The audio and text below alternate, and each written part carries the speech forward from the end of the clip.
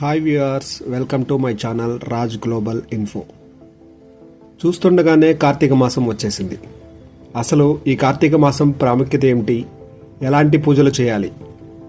టాపిక్లోకి వెళ్ళబోయే ముందు మా ఛానల్ని సబ్స్క్రైబ్ చేసుకోండి. నోటిఫికేషన్స్ కోసం బెల్ ఐకాన్ని క్లిక్ చేయండి.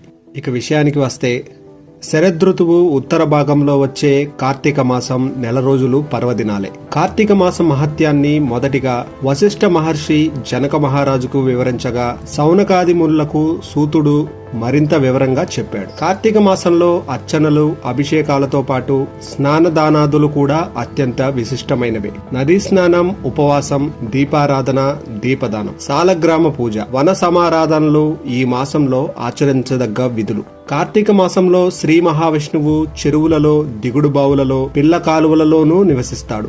అందుకే ఈ మాసంలో వాపి, కూప, తటాకాదులలో స్నానం చేయడం ఉత్తమం. కుదరని పక్షంలో సూర్యోదయానికి ముందే మనం స్నానం చేసే నీటిలో గంగా, యమున, గోదావరి, కృష్ణ, కావేరి, నర్మదా, తపతి, సింధు మొదలైన నదులన్నింటి నీరు ఉందని భావించాలి. జ్యోతిష్య శాస్త్ర ప్రకారం కృత్తికా నక్షత్రం పౌర్ణమి రోజు ఉంటే అది కార్తీక మాసంగా పిలువబడుతుంది. నీటి మీద, మానవుల మనసు మీద చంద్రుని ప్రభావం అధికంగా ఉంటుంది. చంద్రుడు ఈ మాసంలో చాలా శక్తిమంతంగా ఉంటాడు.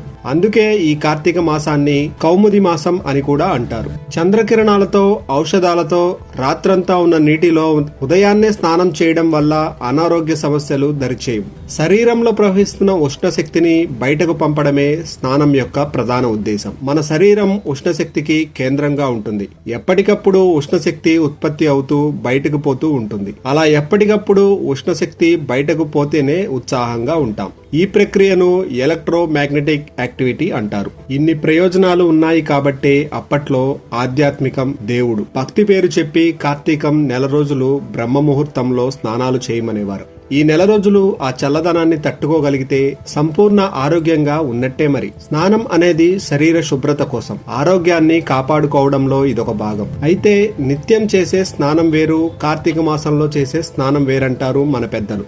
అసలు ఈ కార్తీక స్నానాలు ఎందుకు చేయాలి?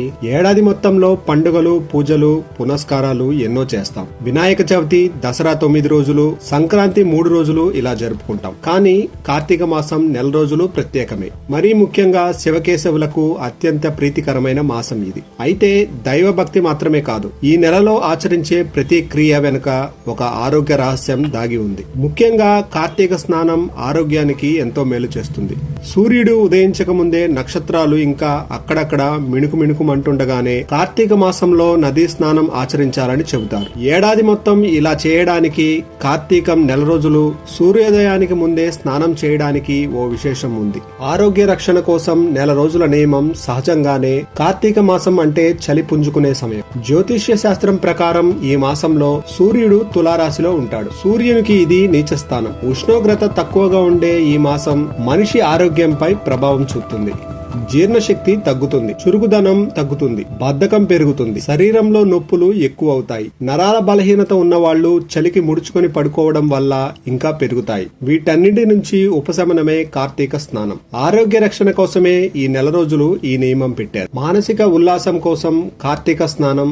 కార్తీక మాసంలో తొందరగా నిద్ర లేవడం వల్ల సహజంగా వచ్చే రుగ్మతల నుంచి కాపాడుకోవచ్చు. సూర్యోదయానికి ముందే స్నానం, దైవ పూజ చేయడంతో బద్ధకం వదిలి రోజంతా ఉత్సాహంగా ఉండడమే కాదు, మానసికంగా ఉల్లాసంగా ఉంటుంది. నదీ స్నానం చేయాలంటే నది వరకు నడవాలి. అంటే తెల్లవారుజామున కూడా వ్యాయామం లాంటిది. పైగా నదుల్లో సహజంగా ఉండే ఔషధాలే కాకుండా నదీ పరివాహక ప్రదేశాల్లో ఉండే ఔషధాలు కూడా నీటిలో కలుస్తాయి. ఇలాంటి నీటిలో స్నానం చేయడం ఆరోగ్యప్రదం. స్వచ్ఛమైన నీరుండే సమయం ఇదే. నవంబర్ నాటికి వర్షాలు కూడా తగ్గిపోతాయి. నదుల ఉధృతి తగ్గి వాటిలోని మలినాలన్నీ అడుగుకి చేరి నిర్మలమైన నీరు ప్రవహిస్తుంది. సమృద్ధిగా ఇటు స్వచ్ఛంగా ఉన్న నీటిలో స్నానం చేసేందుకు కార్తీక మాసమే అనువైన సమయం. అంతేకాకుండా కార్తీక మాసంలో వనభోజనం ఎవరు చేస్తారో పురాణం ఎవరు వింటారో వారికి ఉత్తమ గతులు కలుగుతాయి. తామసం కలిగించే ఉల్లి, వెల్లుల్లి, మద్యం, మాంసం జోలికి పోరాదు. ఎవరికి ద్రోహం చేయరాదు. పాపపు ఆలోచనలు చేయకూడదు. దైవదూషణం తగదు. ఈ మాసంలో చేసే ఉపవాసం, జాగరణ, స్నానం, దానం మామూలుగా చేసేటప్పటికంటే ఎన్నో రెట్లు ఫలాన్నిస్తాయి. విష్ణువును తులసి దళాలు,